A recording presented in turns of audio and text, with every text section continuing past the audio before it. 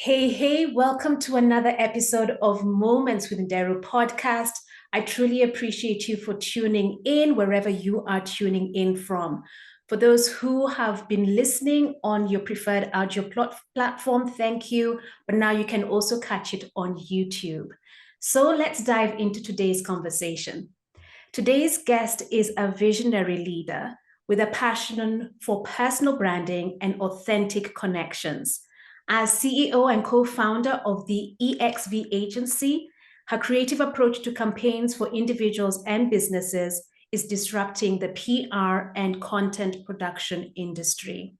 Born in South Africa and having traveled and studied all over the world, she has a global perspective that has been honed through her studies in Greek economics, journalism, creative writing, which have given her a nuanced understanding of a variety of industries. Welcome onto the show, Karen. So wonderful to be here. As I was saying before, I just feel so connected to you. So thank you for having me. You're most welcome. So before we talk more about the word that you selected, what's your earliest childhood memory? Oh, my earliest childhood memory. There's a few, but there's one that comes to mind. My parents were very creative in how they spent time with us as children, and they were adamant about making us truly appreciate everything around us. It wasn't about toys and, you know, all of the things that children are usually attuned to when they're young. My parents used to do this thing where they would wake my brothers and sister and me up very early in the mornings and before the sun was rising. And they would drive us out into the countryside just to watch the sunrise.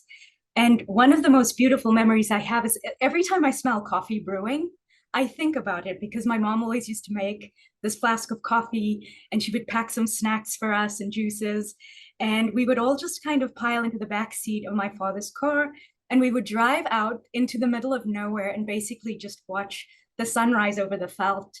And at the time when you're a child, you do not appreciate being woken up so early to go say, what am I actually looking at right now? It's just an open field, it's just trees. There's nothing there. I mean, there were animals and stuff, of course, it's Africa. But I remember being a child and being really, not really seeing the beauty in what my parents were trying to do.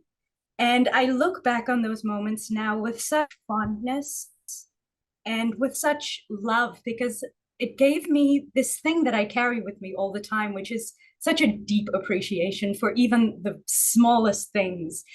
And I'm so grateful for that. That was the lesson my parents really instilled, I think, in all of us. Sometimes I'm traveling around and I'm sitting in a beautiful place. I always stop myself to take a minute, even if I'm busy, if I'm meeting clients and there's a buzz happening around me, to take that moment to stop and say, look at where you are, look at how far you've come, take a breath and be grateful for what you've been able to do in your life so far. The good, the bad, and the ugly is all a part of the journey, right? And I think the perspective of being able to really appreciate moments, even simple ones, is what comes from that childhood memory. That was the lesson for me. That's such a powerful memory, and the nuggets that you've shared are so important for all of us who are listening in or watching, just to be appreciative for every single moment. Just as you said, the good, the bad, and the ugly, because all of it builds up to where we are right now and works for our good eventually. So, how do you integrate this thought process or this lesson that you learned from a young age into your day-to-day living or into your businesses that you have across the world? I think it's a matter of trying to keep perspective, that when you do feel yourself being pulled in many different directions, where you're starting to feel overwhelmed or anxious, which is what happens with, I won't even just say women in business. I will say it's for anyone who's running a business, even if you're in-house at some big corporation. It's very easy to lose perspective and to forget the eye on the prize moment. And there are many other things going on. Stress is a very big factor of how so many of us can lose our way. And I think a matter of just being able to stop every so often, take a breath, take a step back, and try and simplify things, even if it's overwhelming. I am one of those people that is incredibly creative and visual. I see the world in colors and pictures and cartoons. People always make fun of me because they will say something and I'll see it in some kind of cartoonish form in my brain and I'll start giggling. It's just the way I'm wired. But in that way, even when they have humorous spin to it, I try to take this visual canvas I have in my head and really break things down into very bite-sized pieces. So we work with a myriad of clients across the globe. It's about breaking up the tasks into very bite-sized forms, really trying to hone in on what the priorities are and understanding that not every single thing every single day is an emergency. I lived in that world. I worked in corporate America where you felt completely under pressure 24 hours a day. And it started to make me sick, physically sick. It's part of the reason why I decided to go into my own business, which I'm not going to say is not stressful. It is very stressful to run your own business and try and be successful. But I think the main thing for me is, as I mentioned, with a memory I have, being able to stop every so often and put things into perspective. I always use the analogy that I am not a heart surgeon that has to go operate on someone and it's life or death. For me, of course, I am giving the greatest respect to my clients and my accounts, but the worst that could ever happen is that something is missed. And I'm happy to say that the team I've built around me, my business partner, we've never missed a deadline. Things, of course, get very stressful, and there's moments when we're working on campaigns that are very date and time driven, press releases, or trying to get campaigns out for clients. But I always try to manage a certain sense of calm because I think panicking when things get difficult only makes things worse. And I had to learn this the hard way. So putting myself and my body and my mind and my spirit through a very tough few years when I was building my career in New York made me realize at the end of the day that it's absolutely not worth it. Losing sleep over something that at the end of the day just doesn't make you effective at what you do. It steals your spirit, it steals your creativity. It takes the love away that you have for the people in your life. You just feel so broken down and depleted. And I've decided not to feed that monster anymore. I just realized there's no purpose for it. I know people handle challenging situations in different ways. I'm still a very much pen and paper kind of person. I take notes, I write things down. If something comes to mind, I make a little to-do list, and I try and stay focused on one thing at a time. That's really what the formula is. I like that, just taking things bite size and focusing one thing at a time. So how do you focus when the going gets tough? You're in the trenches, you're putting out the campaigns, you're building the business, but the pressure is really building on. How do you maintain focus and how do you stay resilient through it all? It's a simple thing that took me a very long time to learn, which is ask for help. Lean on the people around you for support. If there's someone out there that can help you, you can. Not even necessarily better than you, but can help you move something over the goal line. Ask for help. I used to feel like it was some kind of failure to say, I cannot take on all these things. So I would try and just do everything myself and just pile this pressure on my shoulders that wasn't necessary. I have an amazing business partner. His name is Frank Carlisi. He's based in Atlanta, Georgia. He is a big foundational stone of those moments when things are just bubbling over with pressure, where there's no way to even get the lid back on the pot. I go to him, we have a real deep conversation. We cry together, we laugh together, and then we figure out a solution. And then we rally the team behind us. I have a very dear friend in Michigan who said to me the other day, he's like, you need to learn to delegate better. I'm getting better over the years. I've been getting better. But we have this wonderful assistant that we're working with now. And she was like, listen, if you have some stuff on your plate that I can help with, just start handing things over to me. So these are lessons we learn every day. You're not going to figure out everything. It doesn't matter how long you're in business. It doesn't matter how much experience you have. You are going to find ways to evolve and innovate your processes every single day. You'll find new ways to support yourself. I think the main thing that I tell myself and others, especially if I'm mentoring others, is to find a way to lean on the people around you for support, even if it's just about getting some advice on how to do something better. We should never believe that we know everything. There's always an outside perspective that can potentially shift things for you and make things easier and to help you be a little bit more organized. That ship has really sailed about us thinking that asking for help or saying, I don't know how to do something makes you look weak. I think it's an old school kind of thought process that may be still instilled in so many people, especially women. I see this a lot with corporate women who have families and children and they're trying to juggle both. I think it's okay for women to step back and say, there are times this is overwhelming and I cannot do both. But it was always taboo for people to say things like that. It made it seem like there was something wrong with you. So I say to everyone out there, there's nothing wrong with you. Sometimes things get overwhelming and it's okay. It's okay to be overwhelmed. Try and build a support network around you to get you through it. And if you just have to pull the brakes and stop, it's okay to do that as well. I hear you. And I think for many of us, fortunately or unfortunately, the pandemic really forced us to learn to ask for help, to slow down, to take in perspective or look at things at a deeper level and be truly appreciative of life. And also, as you're saying, it's okay not to be okay. And, you know, the pandemic truly for me was what do I say, a slap in my face where I was just so busy. And then it happened, and I just acknowledged, you know what, Maboni, it's time to truly focus on what matters. And if I need help, let me reach out. And if I want to take a break, I can take a break and it's okay. So with that said, how were you able to find opportunities in New York and now you have expanded your business into Hong Kong? How can you help someone to identify new opportunities in the market or new opportunities in other countries? I always call myself an eternal student. I'm consistently looking at resources online, consistently finding ways to learn and read. And there's so many free resources around to learn about certain markets. The best thing is going back to what we just spoke about, is actually just asking experts in certain areas for their advice and expertise.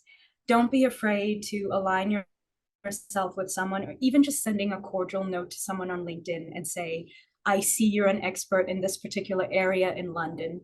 It's something I'm really interested in. Do you have any tips for me? And it's honestly how I've built my business. It's something I'm actually known for in my networking circles, is that I was kind of the queen of the cold call, where if I saw you speaking at a conference and I didn't have the opportunity to come up and shake your hand, I would send you a message on LinkedIn and say, I really appreciated what you had to share at this discussion. I'm sorry we didn't get to meet. I had one question for you that I wasn't able to ask. Do you mind just responding to it on LinkedIn? Or potentially, would you be open to having a coffee with me? And through those, I'm not saying every single person ever responded to me, but out of every 10, 20 people, one or two would respond. One or two would say, yes, let's go grab that coffee. Let's chat a bit more. And even if you take up 15 minutes of someone's time, but really show them that you care about what they're doing and their messaging, that means a lot to them as well. It shows that you're interested in their line of work and that you're interested in their expertise. So it's part of that authenticity I speak about in my work and how I deal with my clients, is be authentic about what you're trying to achieve and what your goals are in life. And don't be afraid to go out there and fail. It's really okay.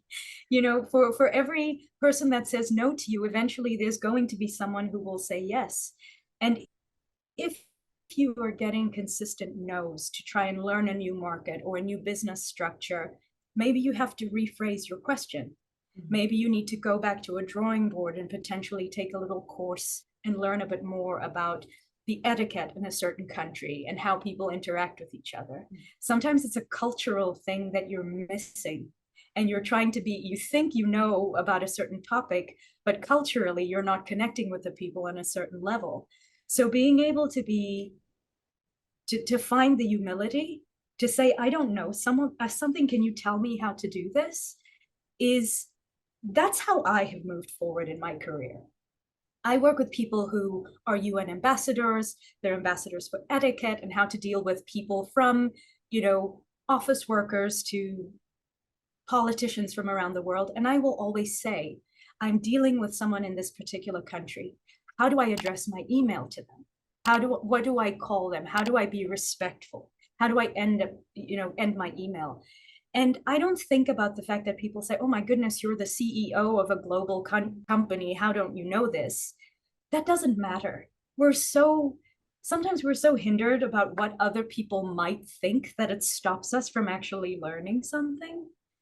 Humble yourself, go to someone and say, I don't know how to address you. Can you tell me what I should call you? You're a politician, you're a serious person in government, and I don't know how to address you. Can you tell me how to respectfully do so? So I think it's about really being humble and going back to the drawing board and finding ways to connect with people on a very personal level as well. I think people appreciate it. I think post-pandemic, there's this attitude of no nonsense. Nobody wants to waste time anymore. Nobody wants to waste time on fluff. There's this attitude of get to the point now. People are writing shorter emails. People aren't spending as much time just, beating a dead horse, so to speak. They're trying to get to the point. And I think there's nothing wrong with that. But at the end of the day, we have to remember that committing to building your network and business relationships takes time. And if it takes you 50 coffees to have that person say, now I feel like I want to be a part of your network, not even about giving you business, just that you are someone in my network now that I trust and I want to have as a resource in my network, is a wonderful win for you. There's people that I met 15 years ago that just called me recently and said, I've been seeing what you're doing. I would love to have a conversation about how we do business together.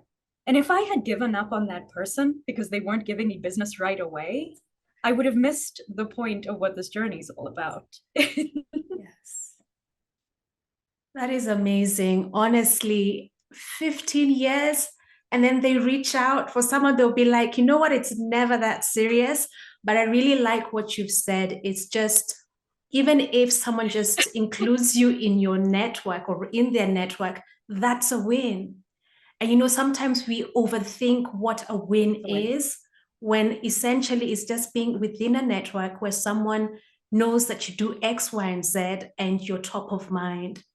So if your younger self was seated across you right now, what would you tell her? I would say you have to stop taking things so personally. You have to understand that you will try and fail a million times over, and it's okay. You have to not be influenced so much about what you think others think of you, because it's all hearsay. It's all in your head. Until you hear someone say to your face what they think of you, it's all in your head.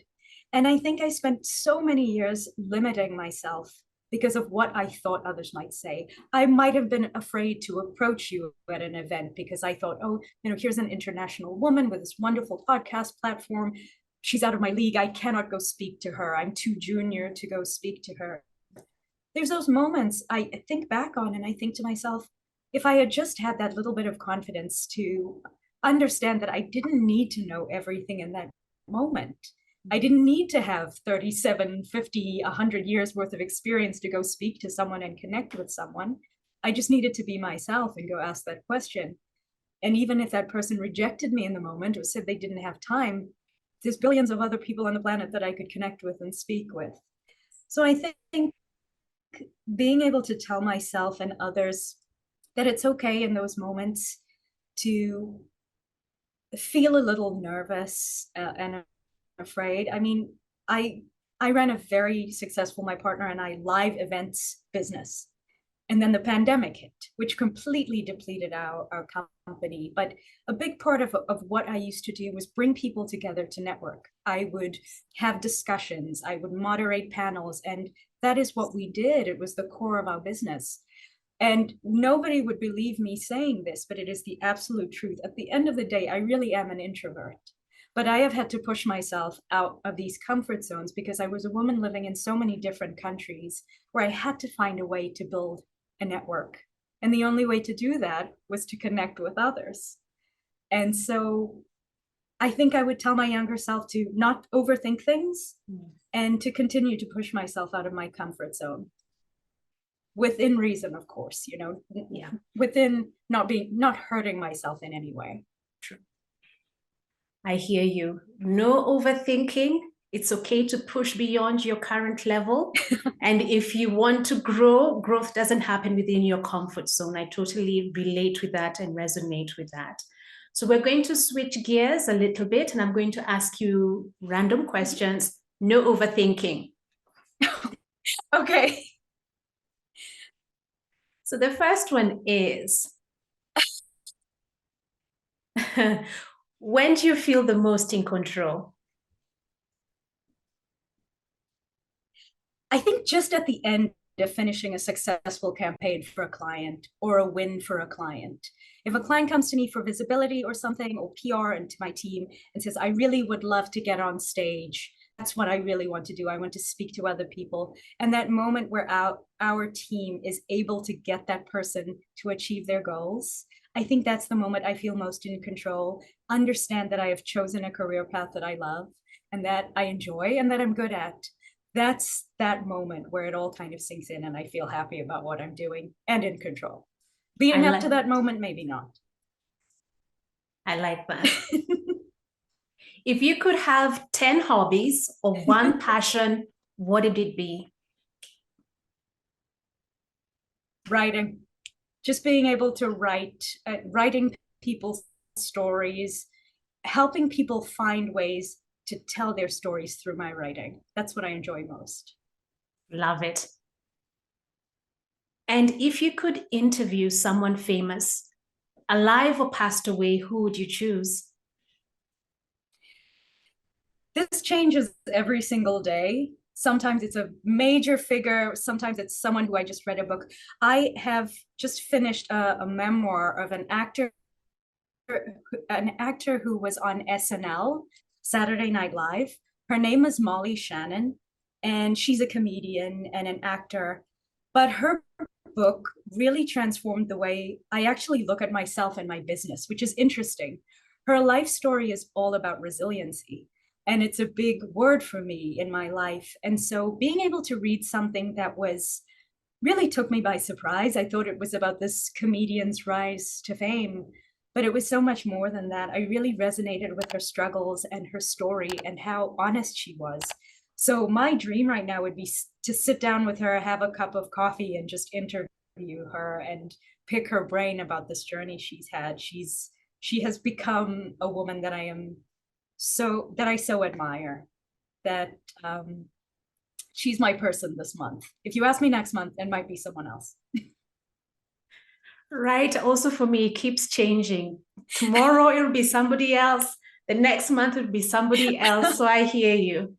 So you've mentioned resilience. And if you're able to, could you share a moment where you truly had to apply resilience in that moment?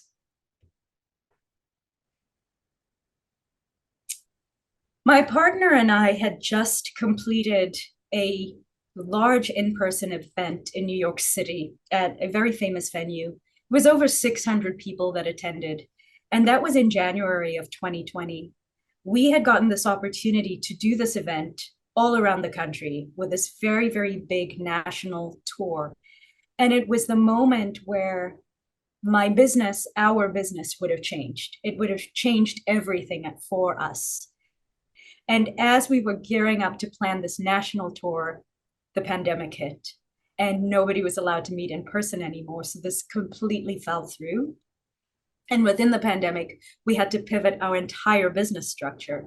which is how we really started focusing on PR and content creation. We were going back to the drawing board of the things we did well, but weren't really in the forefront of what we were doing successfully. And it was painful. It was really difficult to see these opportunities slip through our fingers because of something that was outside of every single person on this planet's control. It wasn't anyone's fault. It wasn't something where you could blame this one or that one. It took the entire world by surprise. It was the great equalizer for every person. And it was that moment, as you mentioned, where we all were forced to look at life differently. And so being able to have this network around me, business partner Frank, and our team, and really look at, can we do this? Can we change our business now within a pandemic to do something different? And what is that thing going to be? Being able to refine a new product and reconnect with clients who knew us for something else and telling them now that we were doing something completely different was challenging. But finding the resiliency, finding the support to push through that, at the end of the day, I'm almost glad it happened because it helped us actually find what we are exceptionally good at.